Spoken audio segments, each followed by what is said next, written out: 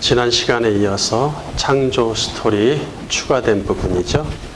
오늘은 37장 구약성경이 말하는 이분설, 영과 육체에 관해서 살펴보겠습니다. 지난 시간에는 3분설 했고 이번 시간에 2분설 할 텐데 내용이 너무 많아서 지난 시간에 1시간 반 정도까지 걸렸죠. 이번에도 1시간 30-40분을 넘길 것 같아서 제가 급하게 내용을 잘랐어요.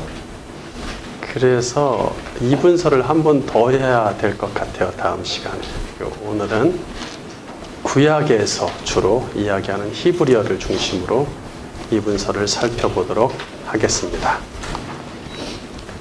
모든 결론에 명쾌한 결론이 다음 시간에나 좀 떨어질 것 같은데 어쨌든 우리가 이러한 것들을 좀 고뇌해 볼 수 있는 시간이 됐으면 좋겠어요.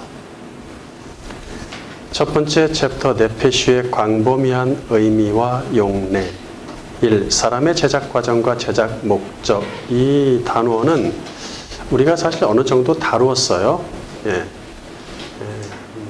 한 서너 장 앞장에서 어느 정도 다뤘기 때문에 그러나 좀 더 자세히 조금 더 정리하면서 들어가야 될 것 같아요. 지난 장에서 우리는 3분설의 개념과 유래와 1. 사람의 제작 과정과 제작 목적.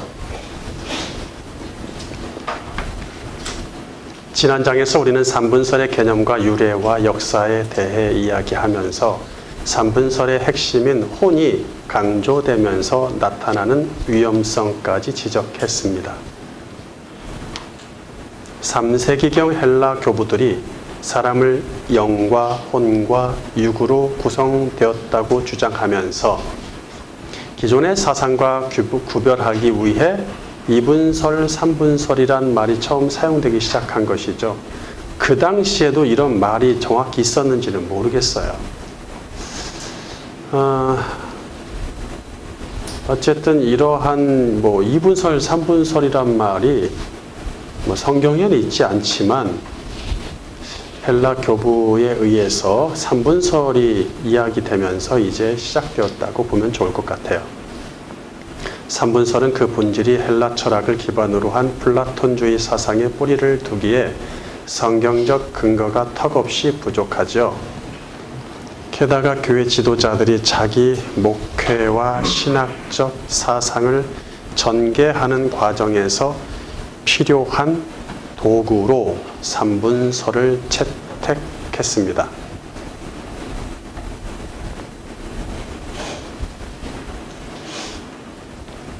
반면 2분설은 사람이 어떤 목적으로 세운 사상도 또 교회의 교리 논쟁에서 발생한 사상도 아닙니다. 이거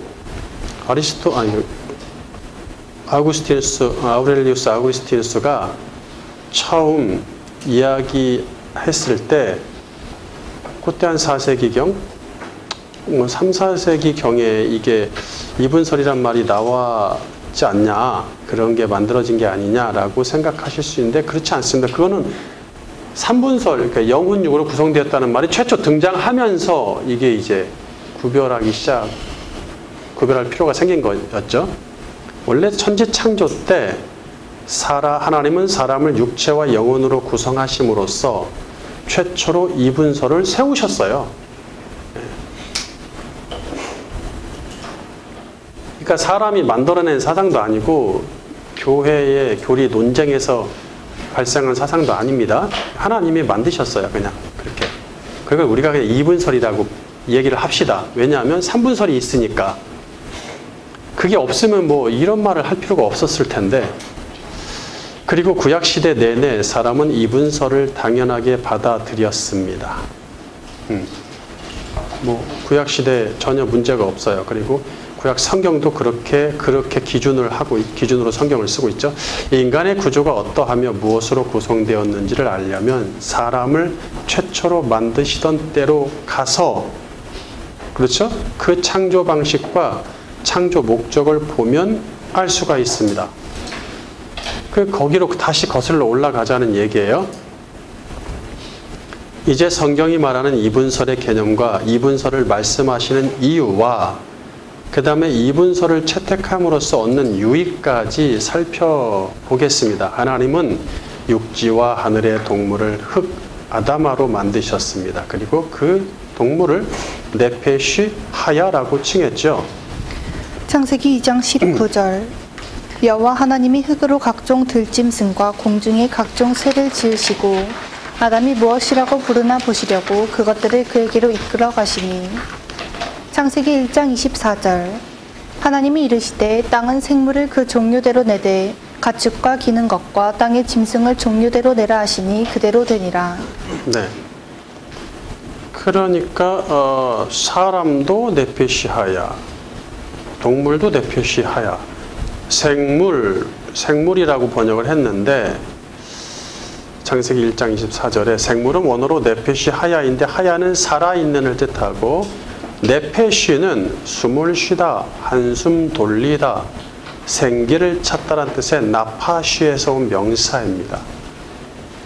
그러니까 숨쉬는 존재란 뜻이죠. 숨쉬는 존재. 네페시는 숨쉬는 존재란 뜻입니다. 네페시 하야를 그럼 직역하면 살아 숨쉬는 존재겠죠. 하야가 살아있다는 의미를 갖고 있으니까 살아 숨쉬는 존재란 뜻입니다. 네페시 하야.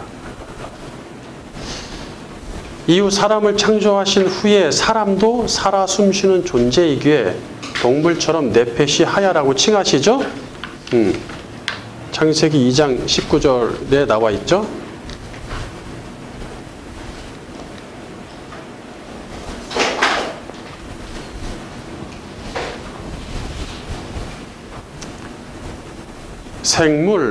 생물이란, 자, 동물에는 네페시아를 생물이라고 하는데 생물이란 살생자와 물건물자를 써서 생명을 가지고 스스로 살아가는 물체란 뜻이에요. 사전에서 생명을 가지고 스스로 살아가는 물체란 뜻입니다.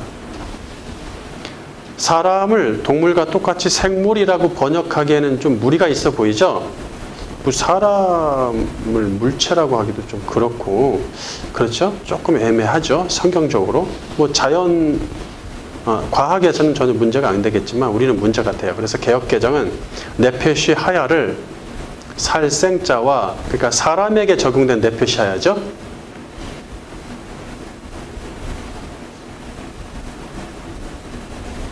사람에게 사용된 네페시 하야를 사람에게 사용된이란 말을 추가해야 되겠네요. 살생자와 신령영자를 써서 생령이라고 번역을 해서 요거 하나는 마음에 들어요.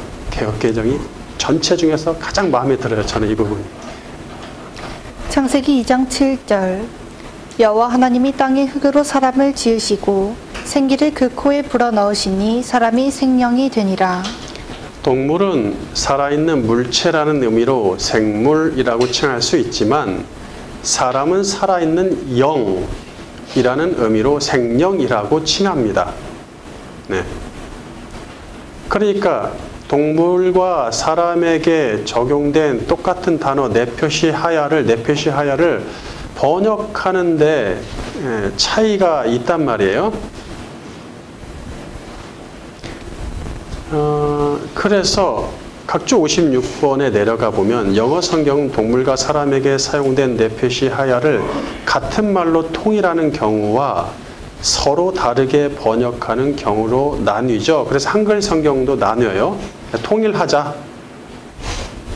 그럼 어떻게 통일할 것이냐? 생물. 사람하고 동물을 똑같이 생물이라고 하니까 좀 이상하지 않냐? 그러니까 이제 그러면 네페시, 동물한테 사용된 네페시아에는 생물, 그죠? living creature. 그 다음에 사람에게 적용된 네페시아야는 살아있는 존재, living being, 뭐 이런 거, 뭐 이렇게 좀 나누자, 이렇게 하기도 하는데, 그것보다는 사람에게 적용된 것을 확실하게 살아있는 영, living soul 이렇게 번역하는 게 명확한 거죠. 이왕이면 살아있는 존재하면 막연하잖아요. 그죠? 그러니까 뭐 이런 성경도 있어요. 둘 다 살아있는 존재, 리빙 빙이라고 하는 경우도 있어요. 왜냐? 이래저래 복잡하니까 그냥 적당하게 중간 정도로 살아있는 존재라고 하자.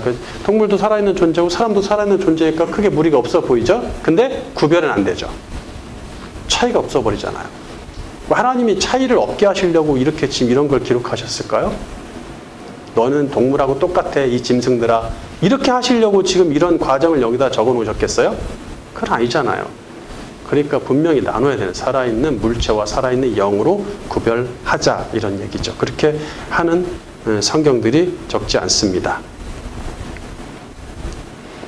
동물과 사람은 같은 네페시 하야이지만 둘의 제작 과정과 제작 목적이 명백히 다르므로 번역의 차이를 두어야 하겠죠.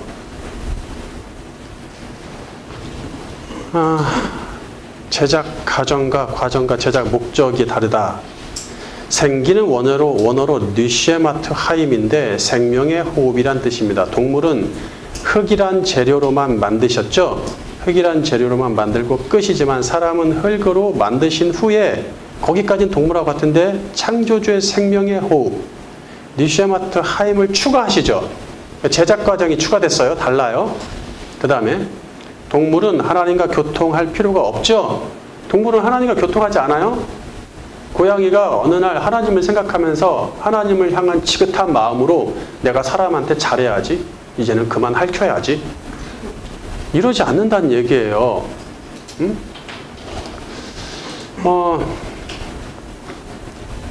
요즘은 이제 동물한테도 영혼이 있다고, 이제 동물을, 가축들을, 애완동물을 자기 자식처럼 키우는 시대가 돼가지고 영혼이 다 있다고 생각하죠.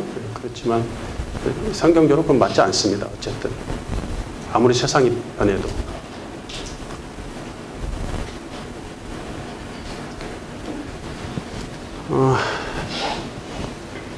그래서 이제 동물 애완견이나 뭐 이렇게 죽으면 뭐 영혼 무슨식 뭐 장례식 복잡하게 치릅니다.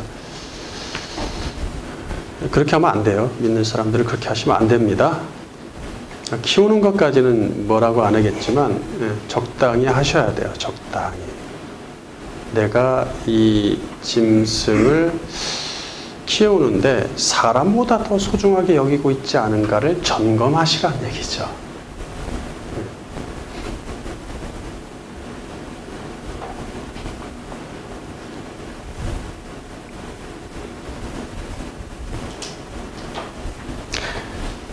그래서 동물은 하나님과 교통할 필요가 없어요. 그냥 그 본능에 다 심어 놓으셨어요. 본능에 심어 놓으시고 또는 기후와 여러 가지 바람, 홍수 여러 가지를 통해서 하나님이 그들을 조절하세요. 개체수도 조절하시고 이동 경로도 조절하십니다. 하나님이 다. 그러니까 그들은 하나님과 교통이 필요 없어요. 그래서 육체만 있으면 됩니다. 반면 사람은 영이신 하나님과 교통하기 위해서 영을 소유해야 하죠. 그러므로 사람에게 당신의 영을 불어넣으셨다는 얘기죠. 목적이 다르죠. 제작 목적. 동물은 사람을 위해 존재하고 그게 목적, 그 이상도 그 이하도 아닙니다. 하지만 사람은 하나님과 교통하기 위해 존재한다. 매우 중요합니다. 매우 중요합니다. 사람의 존재 가치예요. 영광스러운 존재 가치. 이런 것들을 별로 얘기를 안 해요. 하나님과 교제하는 영광스러운 존재 가치를 얘기하지 않습니다. 그러니까 고양이님, 강아지님을 모시고 산단 말이에요.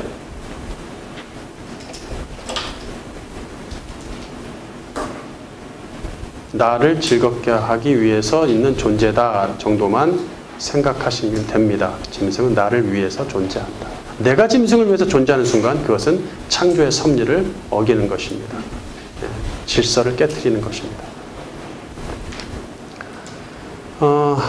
동물과는 다르게 사람에게 추가된 제작 과정은 생명의 호흡을 불어넣으신 것이죠. 또 동물과는 다르게 사람의 제작 목적은 하나님과 영으로 소통하는 것이다. 이렇게 다시 한번 강조했습니다. 두 번째, 네페시는 인간 자유의지의 내적 활동을 주관한다. 동물은 오직 흙을 재료로 육체만으로 구성하셨습니다. 반면 사람은 흙으로 육체를 구성하신 후 당신의 생기를 불어넣어서 영혼을 추가 구성하십니다. 계속 말합니다. 그러므로 동물은 육체로만 구성되었고 사람은 육체와 영혼으로 구성되었다고 명확히 말할 수 있습니다.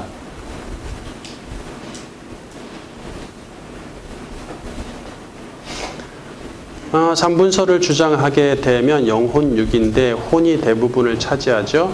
그런데 영은 짐승한테 영이 있다고 말하려니까 성경에 전면으로 대치가 되니까 그런 말을 못해요. 근데 오늘날 이제 그 애완동물하고 같이 예배드리는 이제 교회가 생겼죠. 예, 그들 자리도 놓고 그들도 같이 교제하면서 애완동물과 같이 자식처럼 같이 하나님 앞에서 축복식도 하고 애완동물 머리에 머리도 얹고 안수도 하고 예, 이런 교회가 생겼습니다. 곧 많아질 거예요. 그런 교회를 향해서 비판하기도 이제 어려운 시대가 될 텐데 여러분 마음의 준비를 잘 하셔야 해요. 단단히.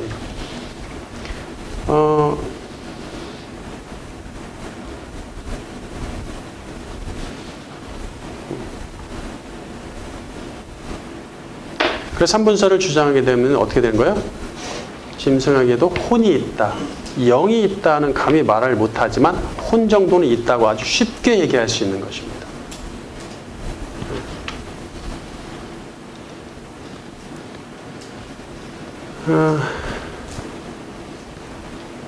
동물은 육체로만 구성되었고 사람은 육체와 영혼으로 구성되었다고 명확히 말해야 됩니다. 육체로 구성된 동물은 육체만 숨쉬는 존재입니다. 반면 육체와 영혼으로 구성된 사람은 육체가 숨쉬는 동시에 영혼이 숨쉬는 존재다.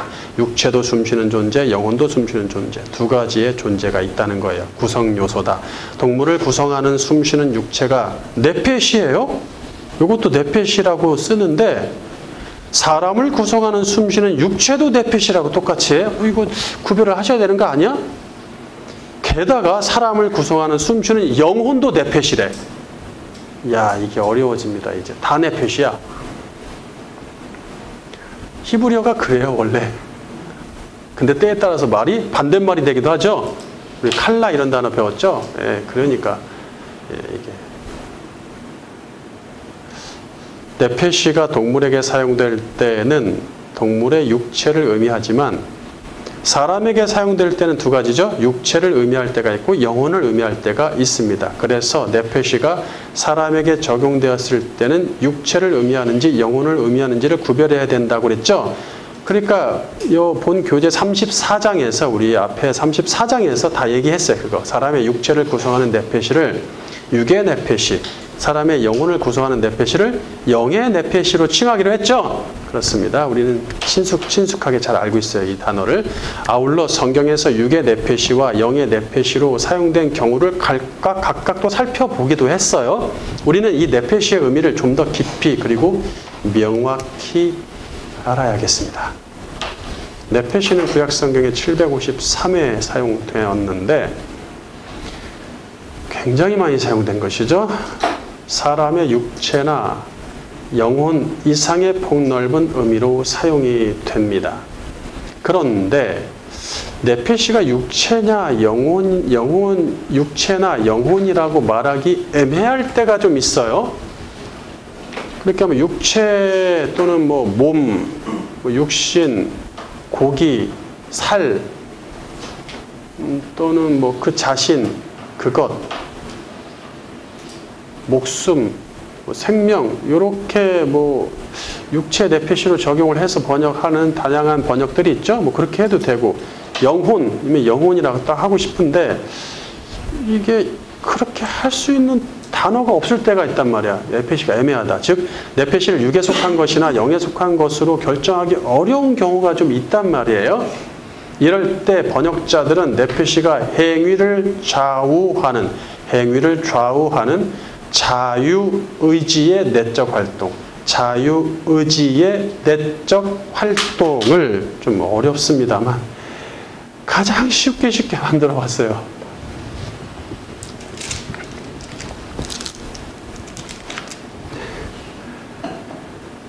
행위를 좌우하는 자유의지의 내적 활동을 의미한다고 보면서 보통 마음, 정신, 생각, 뜻, 감정, 뭐 이하, 의지, 뭐 여러 가지로 또는 심지어는 분노, 여러 가지 맞습니다. 등으로 번역을 합니다. 대표적으로 보통 마음, 정신, 생각, 뜻, 감정 이 안에서 해결이 거의 되니까 이 정도만 얘기를 해볼게요. 이렇게 번역한단 말이죠.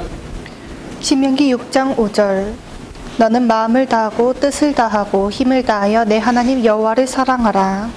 신명기 28장 65절 그 여러 민족 중에서 내가 평안함을 얻지 못하며 내 발바닥이 쉴 곳도 얻지 못하고 여호와께서 거기에서 내 마음을 떨게 하고 눈을 쇠하게 하고 정신을 산란하게 하시리니. 사사기 16장 16절 날마다 그 말로 그를 재촉하여 조르매 삼손의 마음이 번뇌하여 죽을 지경이라. 사무엘상 1장 10절 한나가 마음이 괴로워서 여호와께 기도하고 통곡하며. 네. 그러니까 이거를 영혼이라고 하기도 그렇고 육체적으로 가기도 좀 애매하다. 약간 내면에 사람 내면을 얘기하는 것 같기도 하는데 편의상 인간 자유의지의 내적 활동 내면에서 이루어지는 거죠. 내면에서 이루어지니까 상대방은 몰라요. 내가 내 내면에서 뭔 생각하는지 모르잖아요. 그거 보이지 않는 내면에서 이루어진 내적 활동인 마음, 정신, 생각, 뜻, 감정 등을 줄여서 내적 활동이라고 칭하겠습니다. 내적 활동이라고 칭할게요. 자, 이거 잘 기억하고 있어야 돼. 내적 활동이 무엇인가? 사람은 이 내적 활동에 따라서 행동이 나타나며 자기 운명을 결정짓기까지 하죠.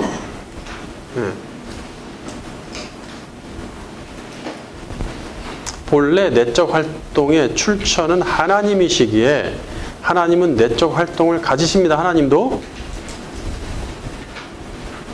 사무엘상 2장 35절 흔정녀 내가 나를 위하여 신실한 제사장을 일으키리니 그는 내 마음과 내 생각에 있는 그대로 행하리라. 네, 내 마음과 내 생각, 마음은 물론 이제 레브일 테지만 내 생각에 있는 그대로 할 때 생각이 네핏이에요.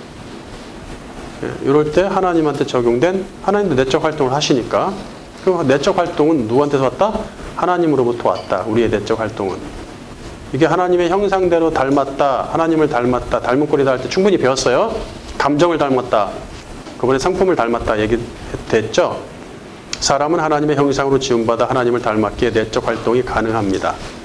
이는 하나님이 당신의 영의 호흡을 불어넣으심으로 시작되었죠. 동물은 내적 활동이 없어요. 본능에 다 본능. 내적 활동이라고 자꾸 생각하면서 그렇게 대화를 동물과 하시는데 동물은 그런 내적 활동을 하는 게 아니라 그냥 본능이에요. 본능. 네. 사람은 내적 활동을 통해 인간다움과 신적 닮음에 도달하기를 추구합니다. 이게 또 철학에서도 이게 내적 활동이 아주 중요하죠. 올바른 내적 활동은 지정의를 갖추게 합니다. 좀 어려운데 지정의 57번 각주 보시면 지정의란 인간의 내적 활동인 지식, 알지자죠. 그 다음에 감정, 정자, 정 있죠. 의지, 뜻의, 그죠? 의지를 말한다.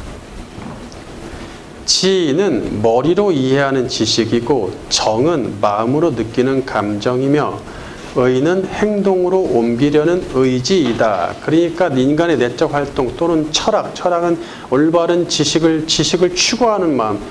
철학을 영어로 뭐라 그러죠? 필로소피라 그러죠? 필로와 소피는 뭐예요? 지식. 그 다음에 필로는 사랑이죠. 지식을 사랑하는 거잖아요. 그렇죠? 네. 우리가 필리아 사랑 이런 말 했잖아요. 그러니까 지식을 사랑해서 끝없이 추구하는 게 뭐예요? 인간이 되기 위해서, 인간답게 살기 위하고, 그리고 신한테 도달하기 위해서, 신을 닮기 위해서입니다. 이게 철학에서도 다 그런 목적으로 사용된단 말이에요. 성경도 마찬가지예요. 성경도 근본적으로 하나님과 가까워지고 그분께 도달하는 것이죠. 그리고 그분을 그렇게 바라보는 삶이 진짜 인간이고 인간다움이다. 그러니까 지정의라는 것은 머리로 일단 지식이 들어가고 이해하면 마음으로 그렇구나, 이게 이렇고 저렇구나 느끼죠. 정. 그 다음에 의. 내가 이렇게 행동해야 했다는 뜻을 두기 시작하는 거죠. 의지가 발동해서 행동이 나오는 것이죠. 그러니까 올바른 행동이 나온다는 것은 인격이 갖춰졌다는 것인데 전인적이다 이걸 전인적이라고 얘기하는데 전인적이라는 말은 뭐냐면 지정의가 갖춰졌다는 뜻이에요. 이게 뭐 철학이나 윤리나 이런 데서 다 얘기하는 것인데 지정의가 갖춰져 있다. 지정의가 잘 실현되고 있는 수행되고 잘 조절되고 있는 사람이 인격자죠.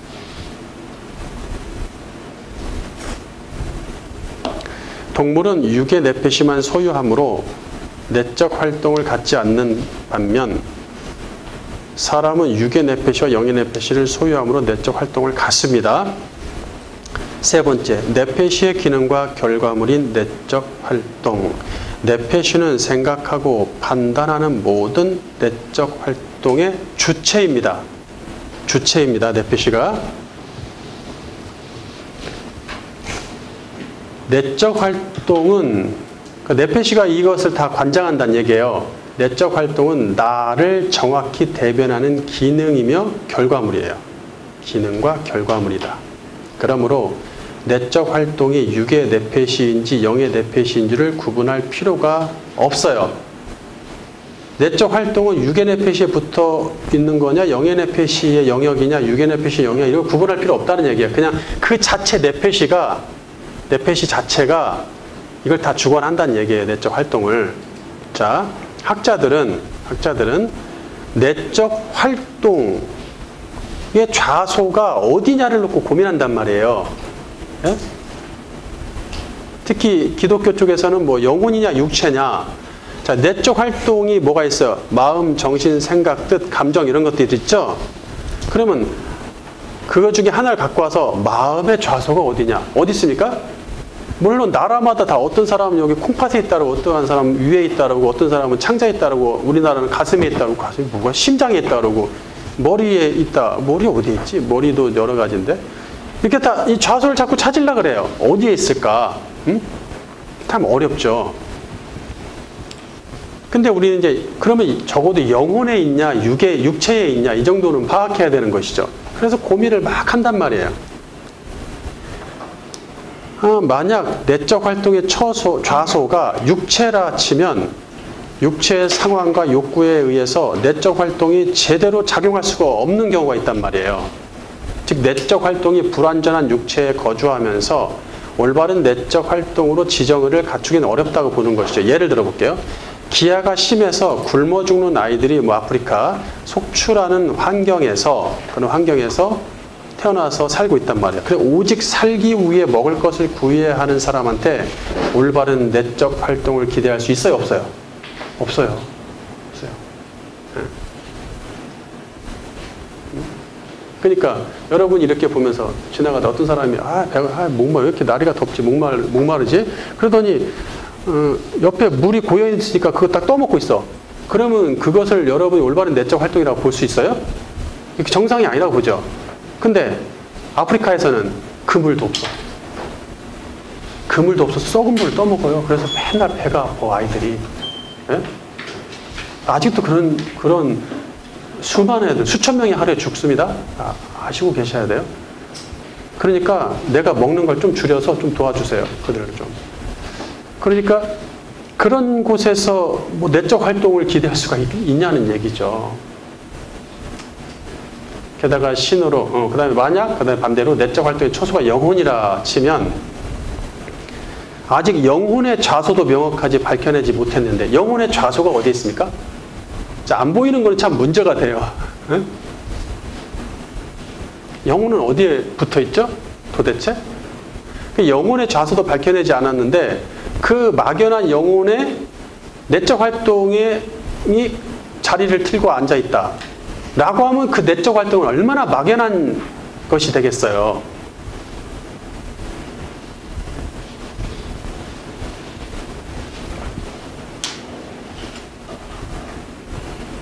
게다가 신으로부터 부여된 깨끗한 영혼의 운명을 사람이 좌지우지하는 결과를 초래하기도 한다는 얘기예요. 그래서 육체와 영혼 사이에서 육체도 육체로 이 내적 활동을 육체 쪽에다 둘까 영혼 쪽에 둘까를 고민하다가 안 되겠단 말이죠. 그래서 내적 활동이 그 사이에 거주하는 좌소로서 또 하나의 공간, 구성 요소를 추가하기에 이르죠.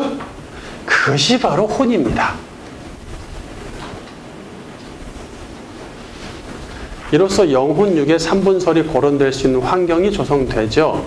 사전에서 혼, 우리말에서 약간 개념이 좀 다르기 때문에 우리말에서는 혼이라고 하면 넉혼자를 써서 사람의 몸 안에서 몸과 정신을 다스린다는 비물질적인 것을 말합니다. 이게 뭐 진짜 있는지 없는지를 모르다 보니까 것이라고 한 것 같은데 각조 60번에 보면 그 사람의 전인격으로서 인생으로 이뤄낸 결과물에 대해서 우리 뭐라 그래? 혼이 깃들었다 이런 말 하죠. 혼이 깃들었다. 그때 넉혼자를 쓰죠. 또 특정한 예술 정신을 말할 때 예술의 혼이라고 말하죠. 정신이기 때문에. 그리고 매우 놀라거나 힘들거나 무서워서 사람의 몸 안에 있는 혼이 빠져나갈 지경에 이른다는 뜻으로 혼나다, 혼쭐나다 이런 말을 쓰죠. 그럴 때 넉혼자를 쓴단 말이에요. 그게 우리말에서의 혼이라는 의미인데 그러니까 몸 안에서 몸과 정신을 다스리는 거예요. 육체적 활동도 들어가고 몸에 눈에 보이지 않는 그런 어떤 내적 활동도 들어가는 듯해요. 비물질이 아니다. 손에 잡히는 거 보이는 것이 아니기 때문에. 삼분설은 혼이 자유의지와 내적 활동의 주체로서 삼분설은 혼이 자유의지와 내적 활동의 주체로서 그 사람의 운명을 좌우하는 인간의 결정적 구성 요소라고 말하죠. 지난 시간에 배웠어요. 그리고 삼분설 지지자들은 구약에 사용된 많은 네페시를 혼으로 번역함으로써 요즘은 바른 성경도 이렇게 자꾸 혼으로 번역하는 게 좀 보이는 듯해서 좀 안타까움이 있긴 한데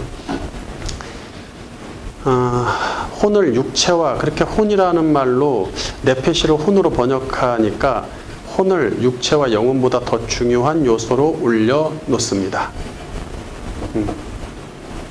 내적 활동이 혼에 거주하니 혼은 자연스럽게 내적 활동의 주체가 되겠죠?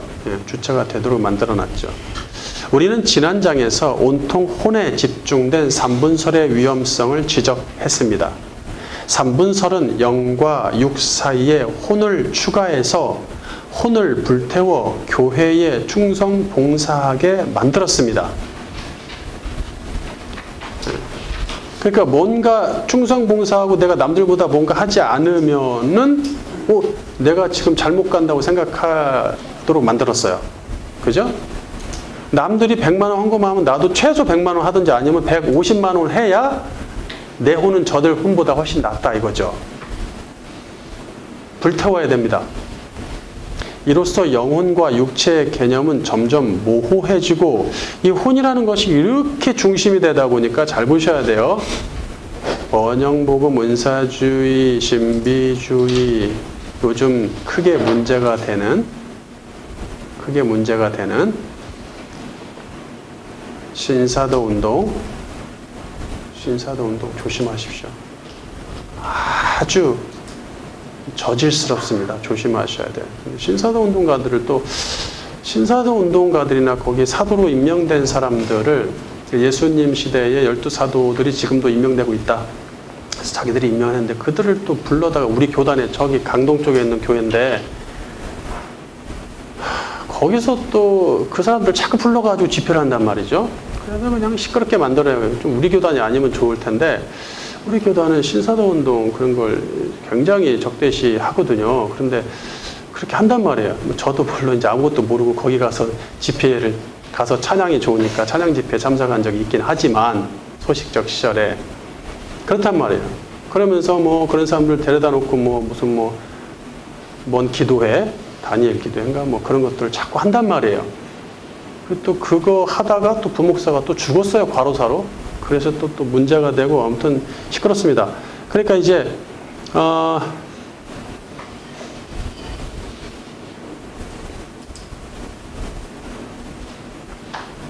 이것이 이 혼에 집중하는 사상들이 이제 눈에 보이기 시작할 거예요. 여러분들은 아시면 이런 것을 추구하는 교회들이 그런 교인들이 혼에 집중돼 있구나라는 것을 깨닫게 될 것입니다.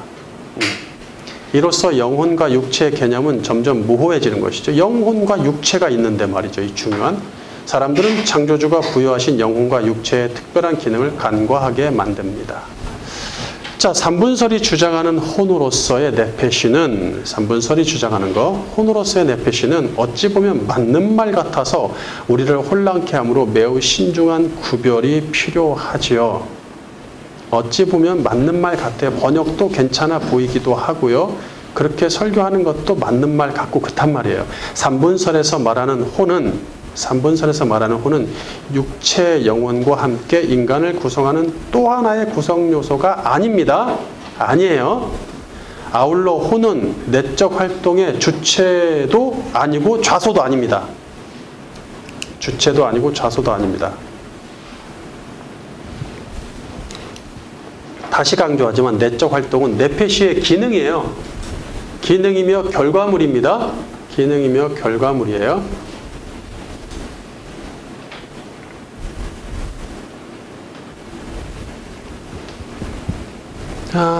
내적 활동은 육의 네페시와 영의 네페시를 소유한 인간만이 가질 수 있는 기능이며 결과물이다. 그래서 영의 네페시, 육의 네페시를 가진 인간은 사람은 뭐 하게 하셨어요? 생각하고. 내적 활동이 뭐야? 생각, 마음, 정신, 뜻, 뭐 이런 거죠? 이런 것들을 가지게 하셨어요. 그러니까 왜? 영의 네페시, 육의 네페시를 소유했기 때문에 그런 게 가능하다는 얘기예요. 그런 내적 활동을 할 수 있다는 것이죠. 그러니까 영의 네페시, 육의 네페시 가진 인간만이 가질 수 있는 기능이며 결과물이다. 내적 활동은 육의 네페시와 영의 네페시의 합작품입니다. 어디에 붙었나 어디에가 좌소냐 따질 게 없어요. 삼분설처럼 내적 활동을 위해 혼의 네페시를 추가할 필요가 없이 영의 네페시와 육의 네페시로도 충분한 내적 활동이 가능합니다. 두 번째 챕터. 내용은 그리 많지가 않아요. 너무 많아서 두 개로 잘랐기 때문에 내용은 별로 많지 않은데 좀 어려울 수 있어서 잘 보셔야 될 것 같아요. 지난 시간에 너무 많이 어려워들 하셔가지고 3분설 할 때 이번 시간에는 확실하게 그냥 이해를 시켜드리려고 했는데 너무 내용이 많아서 지금 잘려진 거라서 오늘도 조금 어렵고 지나갈 수도 있는데 다음 시간에 좀 기대해 볼게요. 두 번째 챕터 네페시가 르와흐의 상태인가 바사리의 상태인가. 1. 네페시는 전인격, 나 자신, 자아의 총체다. 자, 삼분설은 좀 어려운 말들이 지금 지난 시간과 오늘에는 이번 시간에 좀 어려운 말들이 많이 나올 수밖에 없어요. 어쩔 수 없습니다. 신약성경은 좀 많이 풀어줬기 때문에 굉장히 쉬워요. 그나마 신약성경 특히 바울이 이걸 다 풀어놨어요. 싹 풀어놨기 때문에 그걸 다음 주에 다룰 거예요. 그럼 조금 더 수월해질 겁니다. 삼분설은 육체와 영혼 사이에 혼을 끼워 넣어서 둘 사이를 멀게 만들었죠. 네, 멀게 만들었어. 둘이 그냥 그러저라도 지금 둘을 합치기도 어려운데 그 사이에 뭘 하나 벽을 만들듯이 혼을 껴놔서 이렇게 사람이 영과 혼과 육체로 구성되어 있다. 이 혼이 껴 있어가지고 영과 육이 이렇게 멀어졌어요. 영과 혼과 육체.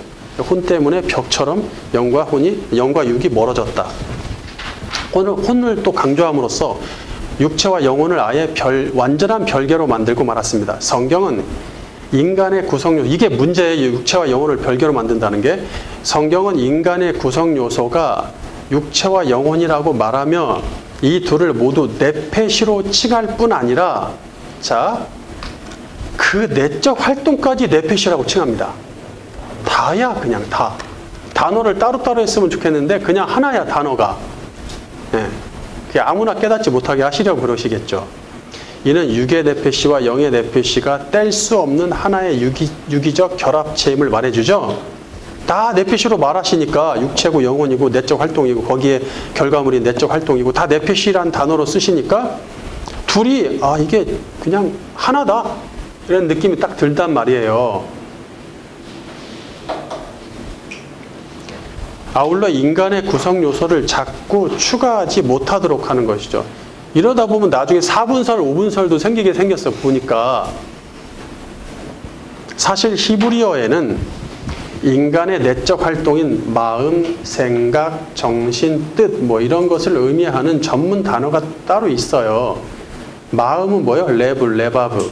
이거 뭐 워낙 많이 나오죠. 그 다음에 생각은 뭐예요? 마샤바라는 단어가 있어요. 또 의도, 뜻을 나타내는 메짐마 이런 단어들이 있어요. 이거 말고도 여러 개 더 있죠. 그럼에도 네페시가 내적 활동으로 사용되는 것은 이 전체 내적 활동을 통틀어서 한 단어로 얘기하면 네페시예요. 그러니까 전체 내적 활동을 레브, 레바브, 마샤바, 메짐마가 대신할 수는 없습니다. 근데 네페시는 대신할 수 있어요. 굉장히 크죠, 범위가. 그럼에도 네페시가 내적 활동으로 사용되는 것은 또는 대표되는 것은 네페시가 사람의 전인격을 포함하기 때문이다. 전인격 62번 인격은 사람의 품격, 됨됨이, 통합적인 자아를 의미한다.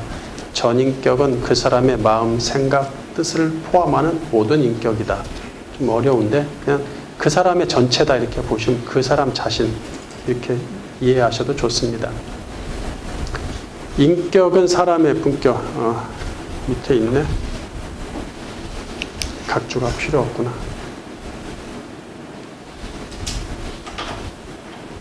각주가 필요 없어. 네페시는 나 자신이며 전인격이며 자아의 총체다. 애써 말하자면 네페시는 나 자신, 나의 모든 것, 내 전인격, 내 자아의 총체입니다. 네. 어떻게 뭐 이렇게 표현을 해볼게요. 하나님은 내적 활동을 하며 육의 네페시와 영의 네페시를 소유한 당신의 사람을 한 단어로 네페시라고 부르시죠. 또 의인들도 그렇게 하나님을 향하고 있는 자기 자신을 네페시, 특별히 영의 네페시라는 말을 종종 쓴단 말이죠. 영혼이라고 부른다는 얘기예요. 내 영혼아 여호와를 기뻐하고 송축하고 이렇게 얘기한다니 그때 네페시는 영의 네페시에 중점을 둔 네페시겠죠. 염두에 둔 네페시다. 이사야 61장 10절 개역개정. 내가 여호와로 말미암아 크게 기뻐하며 내 영혼이 나의 하나님으로 말미암아 즐거워하리니 이는 그가 구원의 옷을 내게 입히시며 공의의 겉옷을 내게 더하심이 신랑을 사모를 쓰며 신부가 자기 보석으로 단장함 같게 하셨음이라. 시편 35편 9절. 내 영혼이 여호와를 즐거워하며 그의 구원을 기뻐하리로다. 시편 62편 1절. 나의 영혼이 잠잠히 하나님만 바라며 나의 구원이 그에게서 나오는도다. 시편 86편 4절. 주여 내 영혼이 주를 우러러 보으니 주여 내 영혼을 기쁘게 하소서. 네. 자, 여기 이렇게 네페시가 사용되고 있습니다. 내적 활동에 해당하는 네페시를 자신 또는 원어 그대로 네페시라고 번역해도 좋아요. 그러니까 이게 영의 네페시나 육의 네페시나 내적 활동이냐 무엇을 뜻하냐 어쨌든 나에 대한 것은 맞는데 어떤 사람에 대한 건 맞는데 좀 더 자세히 들어가고 싶은데 좀 어렵다 하면 그냥 그 자신 또는 그냥 네페시라고 저는 그냥 썼으면 좋겠어요. 사무엘상 18장 1절. 다윗이 사울에게 말하기를 마침에 요나단의 마음이 다윗의 마음과 하나가 되어 요나단이 그를 자기 생명같이 사랑하니라. 네, 여기 보면은 자 요나단하고 다윗이 절친이죠. 사울의 아들 요나단하고 다윗이 절친이에요. 그러니까 이제 사울이 괴롭히고 자기 절친을 괴롭힐수록 요나단은 다윗이 가엾죠. 그러니까 더 사랑하고 더 끔찍히 아끼게 된다는 얘기예요. 그런 상태예요. 지금 그 절정에 이르렀어요. 지금 둘의 사이가. 그렇다 보니까 요나단의 네페시가 다윗의 네페시와 하나가 됐다. 이게 오늘은 붙어 접합됐다 이런 얘기거든요. 그러니까 요나단의 네페시와 다윗의 네페시가 하나 되었다는 이 네페시는 뭘까? 영혼이 하나 됐다는 건가? 마음이 하나 됐다는 건가? 마음이면 내적 활동. 아니 요나단의 몸이 다윗의 몸과 하나가 된 것처럼 이렇게 얘기할 수 있다면 그건 육의 네페시인데 요나단 자신이 다윗과 하나가 되었다. 다윗과 하나가 되었다. 요나단의 자아가 다윗의 자아와 하나가 되었다. 이렇게 하면 너무 어려운가요? 그런 느낌이란 얘기예요. 그런데 그 뒤에도 또 네페시가 또 나와. 요나단이 그를 자기 생명같이 여기를 또 생명이라고 번역을 했어요. 여기는 물론 느낌은 옵니다. 오는데 그냥 이것을 그냥 그 자신으로 그냥 다 정리를 해보자. 그러면 제 번역이 이렇게 되는 거죠. 다윗이 사울에게 말하기를 마침에 요나단의 네페시가 다윗의 네페시와 하나가 되어 저는 이렇게 하고 싶어요. 근데 요나단 자신이 다윗과 하나 되어 해도 괜찮습니다. 다윗과 하나가 되어. 하나가 되어. 요나단이 그를 자기 자신같이 사랑한다. 이렇게 해도 상관없다니. 그러니까 이렇게 번역에 있어서의 어려움이 좀 있지만 어떤 느낌인지를 우리가 좀 알아야 된다는 얘기죠. 어떤 느낌으로 번역해야 될지. 여기다 갖다 막 그냥 영을 집어넣을 수는 없잖아요. 영의 네페시를 집어넣을 수 없잖아요. 지금 그런 상황이라 보기는 어렵잖아요. 자, 두 번째, 네페시가 루아의인 경우와 바사르인 경우. 이 부분이 중요한데 그렇게 설명을 길지 못해요. 잘렸어요. 다음 시간에 이제 이거는 헬라어로서 좀 더 명확히 되어질 것이니까 오늘은 조금 느낌 정도만 좀 알았으면 좋겠어요. 네페시가 루아흐 영인 경우와 바사르 육인 경우. 우리는 이쯤에서 원어에서 영과 육을 의미하는 단어들을 명확히 정리할 필요가 있습니다. 동물의 네페시는 항상 땅을 향하지만 사람의 네페시는 항상 하늘을 향해야 되겠죠? 왜? 사람은 영의 네페시가 있으니까. 하나님이 불어놓은 당신의 도구가 있잖아요.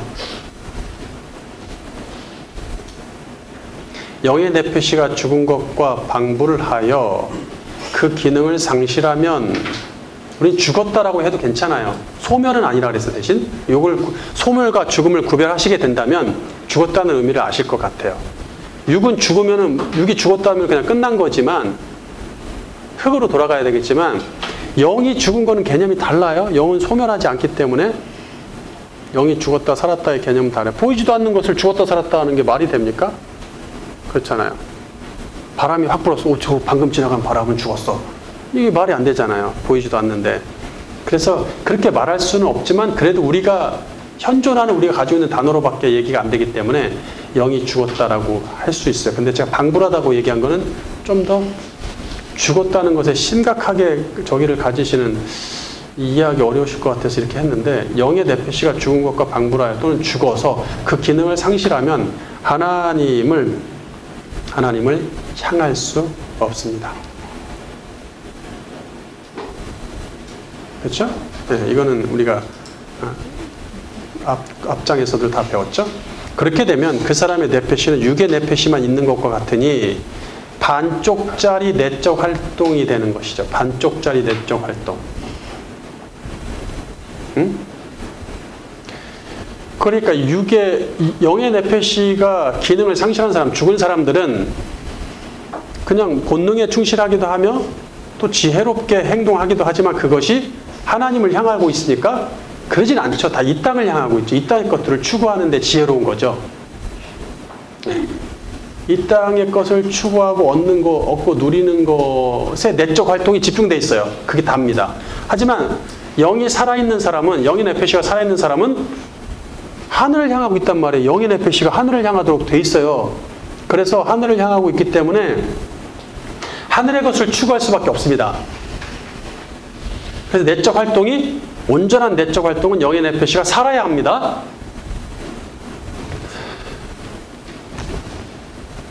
이 부분이 좀 중요해요. 여기서 잘 이해를 하셔야지 이렇게 잘 넘어갈 수 있어요. 아담이 타락한 이후에 죄를 가지고 태어나는 모든 사람은 영의 네페시가 죽어 있기에 스스로 하늘을 향할 수 없습니다.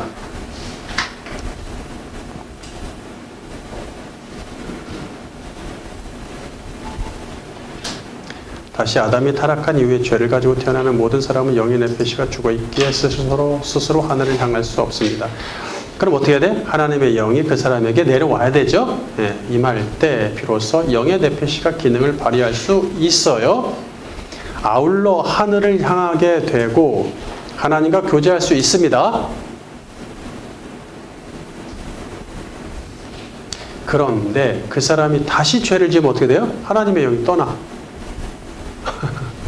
떠나실 수밖에 없어요. 그러면 그의 영의 네페시가 기능을 상실하죠, 또.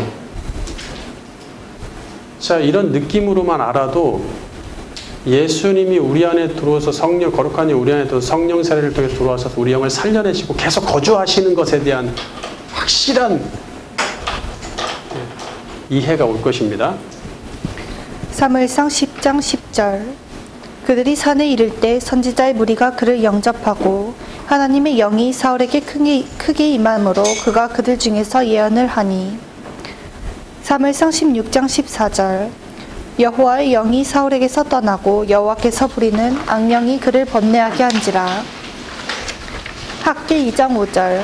너희가 이집트에서 나올 때 내가 너희와 맺은 약속으로 나의 영이 너희 가운데 머물러 있으니 너희는 두려워하지 마라. 네.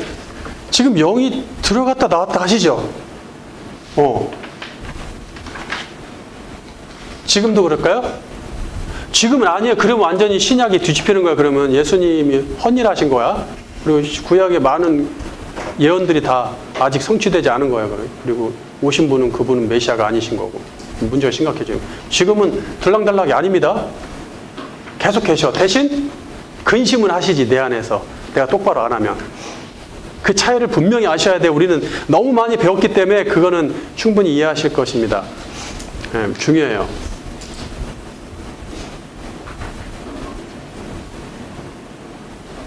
그러니까 하나님의 영을 가지고 자꾸 불러내는 것은 구약적 마인드죠.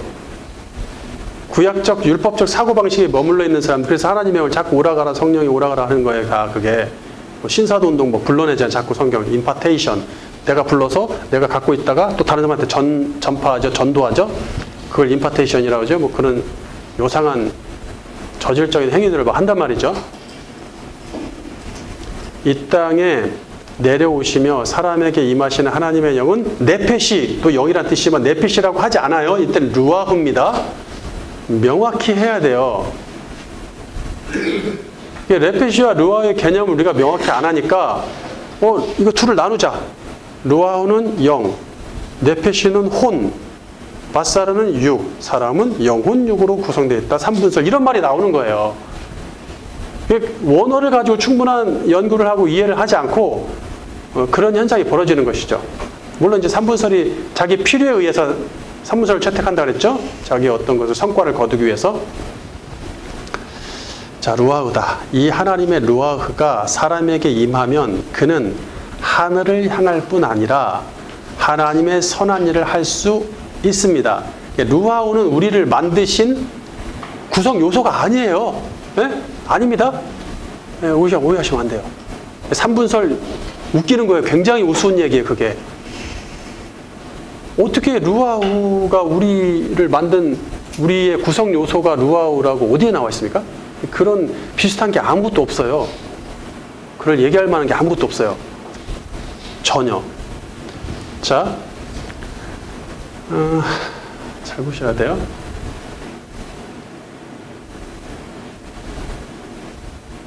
이 하나님의 루아흐가 사람에게 임하면 그는 하늘을 향할 뿐 아니라 하나님의 선한 일을 할 수 있어요. 그 덕택으로. 이런 상태에 있는 사람의 영의 네페시를 루아흐라고 칭할 수도 있어요. 루아흐는 아니지만 루아흐가 된 것처럼 마치 막 예언도 하고 성령 충만해지잖아요. 영이 충만해졌다 이런 말. 그래서 내가 하나님의 영인지 내가 난지를 모를 정도의 상태, 이런 상태를 뭐래요? 루아흐가 된 것처럼 이렇게 말한다는 얘기죠. 이사야 42장 5절. 하늘을 창조하여 펴시고 땅과 그 소산을 내시며 땅의 백성에게 호흡을 주시며 땅에 행하는 자에게 영을 주시는 하나님 여호와께서 이같이 말씀하시되. 네, 계속 주시는 거죠. 자, 그래서 따라서 네페시의 궁극적인 목표는 루아흐처럼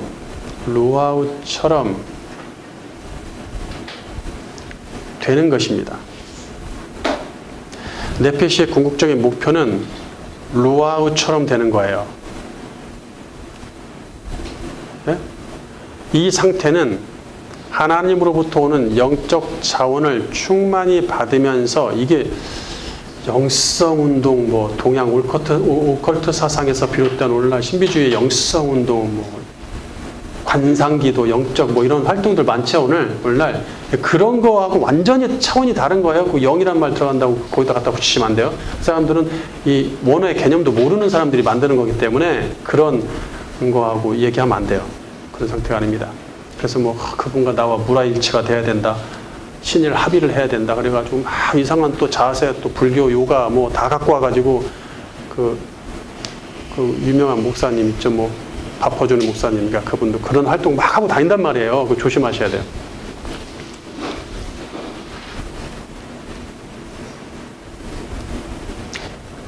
자, 루아우처럼 된다. 네페시 궁극적 목표가 이 상태는 하나님으로부터 오는 영적 자원을 충만히 받으면서 하나님과 교제하니 마치 하나님의 루아우와 같은 상태라는 의미로 루아우라고 칭합니다. 그러나 사실상 구약시대에 이거는 우리의 바람일 뿐이지 구약시대에 영의 네페시가 루아흐의 경지에 이르는 경우는 매우 희귀했습니다. 매우 희귀했습니다. 잠깐 삼손한테 영이 충만하고 들어오시죠? 네. 뭐 사사들 다 하나님 영이 들어가 충만했다. 다윗 하나님 영이 하나님 일을 한 사람들 그런 말을 꼭 쓰죠. 근데 삼손 그 다음에 또 누구지? 입다 뭐 이런 사사들 보면은 그런 말을 쓰잖아요. 근데 그러한 경우에 이르는 기록이 매우 희귀하다는 얘기예요. 그래서 사람의 영을 루아흐라고 칭하는 경우가 극히 드뭅니다. 성경에 찾아보기 어려워요. 정말 어려워요. 여기 두 개만 내가 찾아서 읽어드릴게요. 네. 시편 142편 3절 내 영이 내 속에서 상할 때에도 주께서 내 길을 아셨나이다. 내가 가는 길에 그들이 나를 잡으려고 올무를 숨겼나이다. 욥기 6장 4절 적는 자의 화살이 내게 박힘에 나의 영이 그 독을 마셨나니 하나님의 두려움이 나를 엄습하여 치는구나. 네, 정말 극소수의 의인만이 이 자신의 영을 루아흐라고 씁니다. 그리고는 거의 없어요. 죄가 해결되는 메시아 시대에나 하나님의 루아흐가 우리에게 아주 거하시니, 그죠? 그러니까 다윗도 자신의 영의 네페시가 루아흐의 경지에 이르렀다고 얘기하다가도 죄지면 하나님의 부재를 느끼는 거예요. 가시니까 그분이. 어디 계십니까? 제발 돌아오십시오. 이러고 운단 말이에요.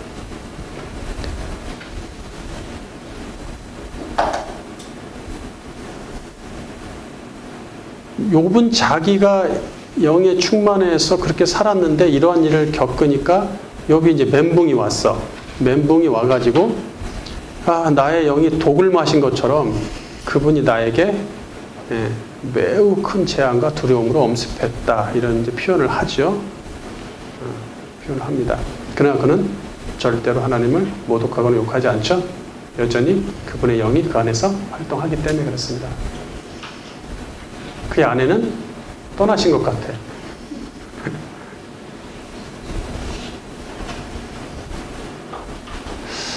죄가 해결되는 메시아 시대에나 하나님의 루아흐가 우리에게 아주 거하시니 그분의 루아흐를 풍성히 누리며 비로소 우리도 진정한 루아흐의 상태가 될 수 있다는 얘기죠.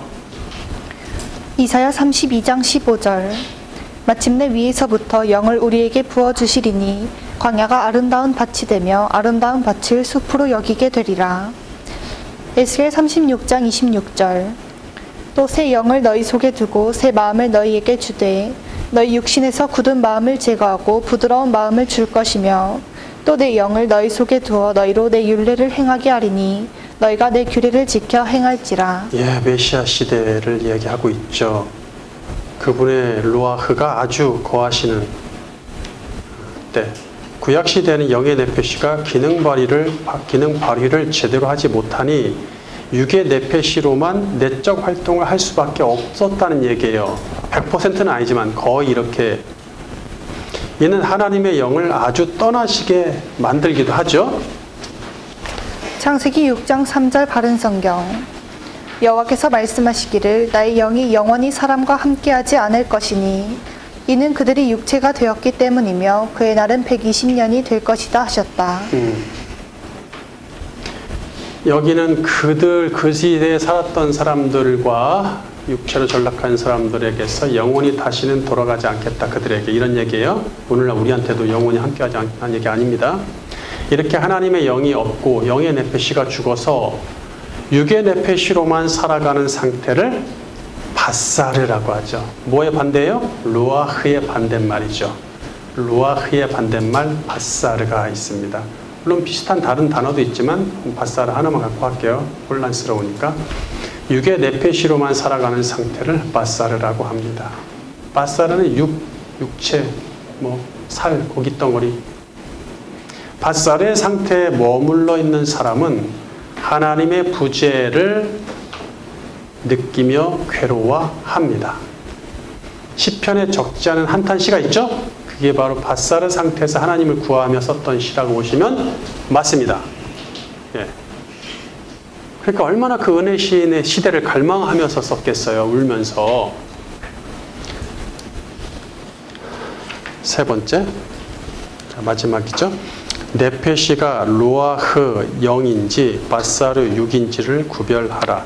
따라서 네페시가 루아흐의 상태인지 바사르의 상태인지를 구별해야 됩니다. 이게 700개의 문장을 다 구별해 드릴 수는 없고, 그 다음에 루아흐와 바사르를 다 갖다 구별하기도 엄청 많습니다. 이것도 수백 개씩 되는 거, 이걸 다 구별할 수도 없고, 참 이걸 참 어떻게 해야 될지 참 어렵습니다. 이게 이 부분만 따로 이제 뭔 책을 낸다든지 따로 특강을 한다든지 하는 수밖에 없을 것 같은데, 자, 그래서 구별해야 돼요. 네페시가 루아흐의 상태인지 바사르의 상태인지를 구별해야 된다. 이게 무슨 말인지는 아시겠죠? 네. 즉 네페시를 번역할 때 하나님의 루아흐가 머물러 있는 상태이며 영의 네페시 머물러 있는 상태이면 영의 네페시로 번역하고 반대로 떠나신 상태이면 육의 네페시로 번역해야 된다는 얘기죠. 시편 63편 1절. 하나님이여 주는 나의 하나님이시라. 내가 간절히 주를 찾되 물이 없어 마르고 황폐한 땅에서 내 영혼이 주를 갈망하며 내 육체가 주를 앙모하나이다. 자, 여기 네페시와 바사르가 같이 나와 있어. 그러면은 지금 딱 분위기가 뭐예요? 지금 주님의 부재, 그렇죠? 하나님의 루아흐의 부재 상태이라는 것을 알 수 있죠. 그래서 바사르의 상태이기 때문에 바사르에서 모면하고 싶은, 차고 올라오고 싶은 그런 마음으로 이 글을 쓴단 말이에요. 이 시는 하나님의 부재 때문에 괴로워하는 상태이므로 루아흐가 아닌 바사르의 상태라고 볼 수 있겠죠. 그러니까 그 앞에 있는 내 영혼이 주를 갈망하고 내 육체도 갈망하고, 영혼도 갈망하고 육체도 갈망하고, 이게 뭐지? 이렇게 하지 말고 이때 네페시는 육의 네페시만 가능한 상태죠. 주님이 없잖아. 지금 부재한 상태라고 내용을 보면 알 수 있잖아요. 그러니까 육의 네페시만 있는 기능하는 상태이므로 영혼이라고 번역하더라도 몸 또는 자신임을 염두에 두고 영혼이란 말 쓰던지, 아니면 아예 내 몸이 주를 갈망하며 이렇게 하든지, 내 자신이, 내 자아가 주를 갈망하며 이렇게 하든지 해야 된다는 얘기예요. 그렇다 보니까 성경들이 어디는 육체로 했다, 몸이라고 했다, 마음이라고 했다, 아주 그냥 다 달라요. 이게 지금 그런 문제들이 생기는데, 성경 전체 구약 성경 다 그래요. 이걸 갖고 이 네페시와 루아흐를 가지고 다 다릅니다. 엄연히 다른 말들인데도 서로 다르게 번역을 하고 있죠. 어렵습니다. 이사야 26장 8절. 여호와여 주께서 심판하시는 길에서 우리가 주를 기다려 싸우며 주의 이름을 위하여 또 주를 기억하려고 우리 영혼이 사모하나이다. 밤에 내 영혼이 주를 사모하여 싸운즉 내 중심이 주를 간절히 구하오리니 이는 주께서 땅에서 심판하시는 때에 세계의 거민이 을을 배움이니이다. 네, 거기까지. 자, 이제 밑에는 바른성경 킹 제임스 근본역을 가지고 이사야 26장 9절만 띄워가지고 9절 상반절만 띄워가지고 어떻게 번역했는지 비교하는 건데, 여기 이제 문제가 되는 것이 9절에 우리 영혼이 사모하나이다 이 내패시고 8절에 우리 영혼이 사모하나이다 이 영혼도 내패시고 9절에 밤에 내 영혼이 주를 사모해야 한다 이것도 내패시고 그 다음에 중심이 주를 간절히 구한다 할 때 이 중심은 루아흐예요 또. 자, 그러다 보니까 바른 성경은 이 루아흐를 마음이라고 번역했어요. 내 마음이 내 속에서 간절히 주님을 찾는다. 킹 제임스 근본역은 영이라고 번역했어요. 루아흐를 다 영으로. 웬만하면 킹 제임스 계열은 웬만하면 내패시는 혼으로, 루아흐는 영으로 통일하려는 성향이 있죠. 그런데 그게 득이 되지만 독이 될 때도 있어요. 무턱대고 통일할 일은 아니죠. 자, 위의 경우 하나님을 찾는 주인공이 밧살의 상태인지 루아흐의 상태인지 판단하기가 어려워요. 지금 딱 봤을 때. 그러니까 이사야 26장 8절 같은 경우에 우리 영혼이 사모하나이다 할 때 우리 영혼, 이 우리라고 쓰면 안 돼요. 단수거든요. 내 영혼이라고 써야 되는데 이걸 우리라고 다 싸잡아서 얘기를 한단 말이에요. 그래서 이게 어려워지는 거예요. 자, 그렇다 보니까 루아흐를 영이라고도 번역하고 마음이라도 번역하고 중심으로라고 다르게 이렇게 번역하는 일이 발생합니다. 말하는, 이거는 뭐냐, 말하는 주어가 이사야 한 사람이 자신을 얘기하는 건지 아니면 하나님이 영이, 그래서 이 이사야 한 사람이 하나님의 영이 임재했으니까 이 글을 쓰고 있을 거 아닙니까? 하나님의 영이 임해서 그 일을 쓴다고 얘기하잖아요. 하나님이 임하셔서 말씀하셨다. 선지자들은 하나님의 영이 임한 상태에서 글을 쓰는 거예요, 다. 그러니까 그는 뭐예요? 루아흐의 상태죠? 루아흐에 도달한 상태죠? 하나님의 영이 와 계시니까. 그러면은 이 루아흐를 영으로 번역해도 돼요.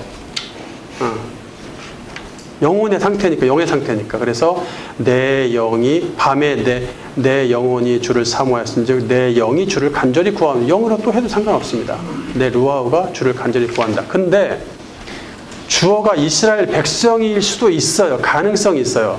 전체 읽어보면 이스라엘 백성의 상태를 얘기하는 것 같으니까, 그래서 여기 이사야 26장 8절의 개역개정이 우리 영혼이라고 우리를 집어넣은 거예요. 거기에 전체 앞에 쭉 읽어보면 이게 지금 우리가 주를 기다렸다라는 말이 먼저 나오니까 이 영혼도 우리의 영혼일 것이다 라고 그렇게 판단을 한 거죠. 판단하고 그렇게 번역했는데 사실 이건 좀 무리가 있는 번역이긴 하지만 그래도 가능성을 일이라도 남겨놓고 본다면 주어가 이스라엘 백성이면 하나님이 떠나신 상태죠.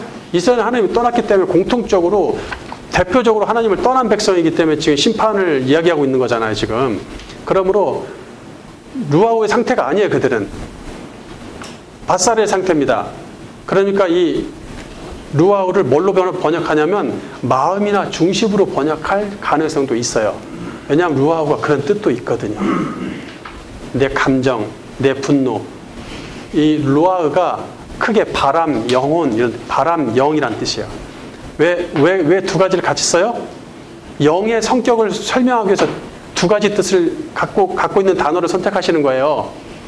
그래서 푸뉴마, 루아흐를 헬라어로 하면 푸뉴마죠.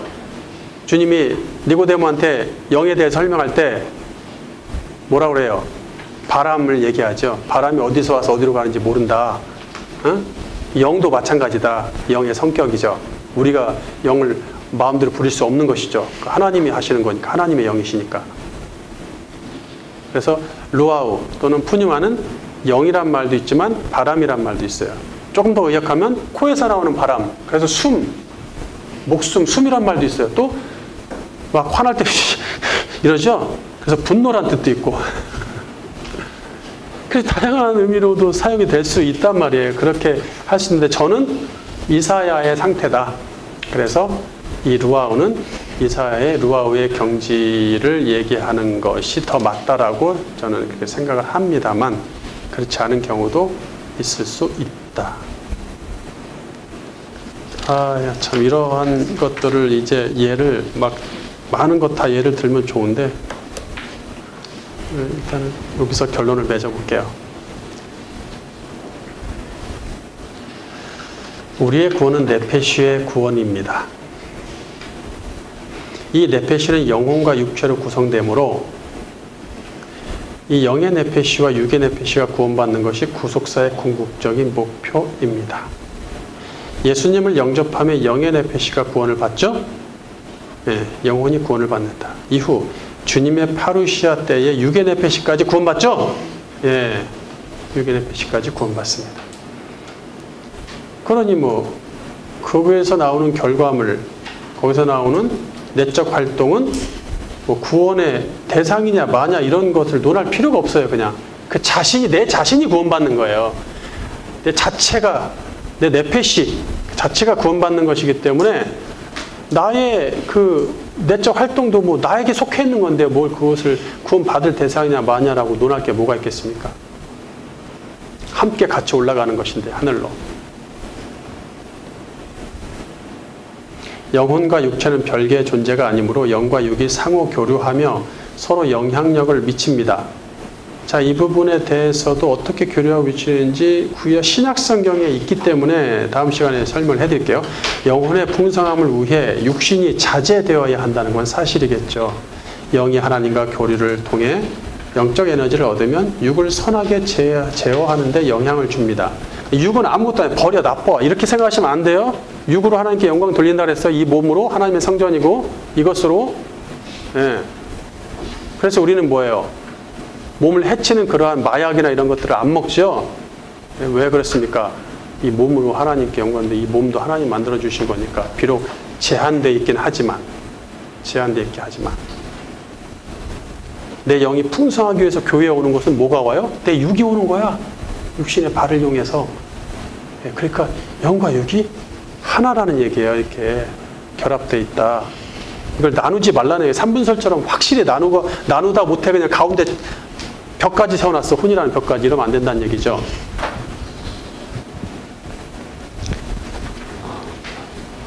육의 마음은 육으로 치우치려는 성향이 있고 영의 마음은 영으로 치우치려는 성향이 있어. 이거 다음 시간에 예고편 같네. 지금 전체적으로 결론이 치우치려는 성향이 있습니다. 있습니다. 거듭나지 않은 자는 육밖에 없으므로 육에만 서 있지만 거듭난 자는 영이 살았으니 영과 육의 중간에 서 있는 것이에요. 영과 중간에 서 있다는 거예요. 영과 육의 중간에 서 있다. 이것도 이제 해결될 건데 영과 육의 중간에 서 있다.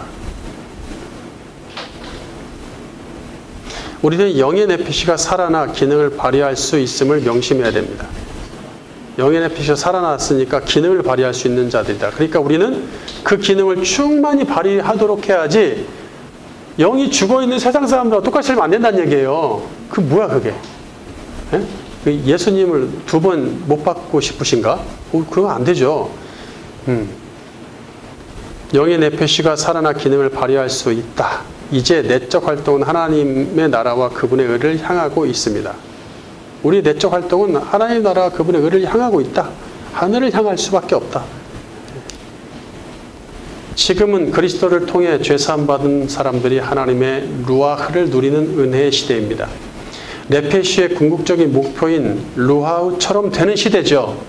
구약이 그토록 원했죠. 그리스도의 루아흐가 우리에게 임하여 거주하시니 우리도 루아흐가 되어 하나님으로부터 오는 영적 자원을 충만히 받으면서 그분을 누릴 수 있습니다. 누리고 있어요. 누리십시오. 허락된 것 누리십시오. 허락되지 않은 건 금하십시오. 육의 네페시에 머물러 있는 사람은 그냥 밭살이인 육의 사람이지만 영의 네페시가 기능을 발휘하는 사람은 루하우를 가진 영의 사람입니다.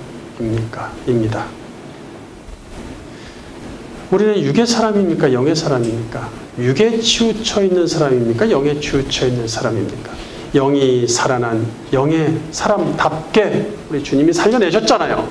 당신의 죽음으로 십자가의 피로 영이 살아난 영의 사람답게 주님의 영과 충분히 교류하며 하늘의 자원을 충만히 누리는 삶이 되기를 주님의 이름으로 축원합니다.